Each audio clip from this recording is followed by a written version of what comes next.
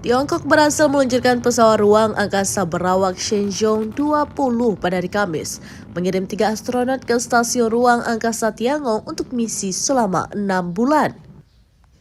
Seorang astronot berpengalaman berusia 46 tahun, Chen Dong, menjadi komandan dalam misi terbaru Tiongkok menuju stasiun ruang angkasa Tiangong pada pekan ini.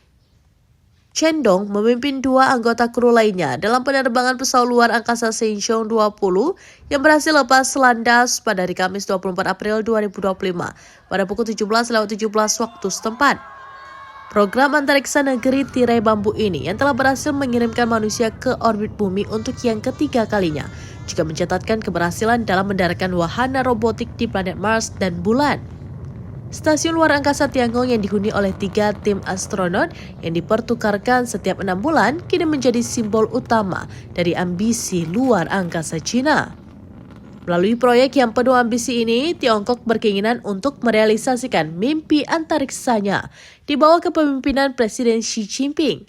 Pemerintah Beijing juga telah menyampaikan aspirasinya untuk meluncurkan misi berawak ke bulan pada tahun 2030 mendatang, dengan tujuan membangun pangkalan di permukaan bulan.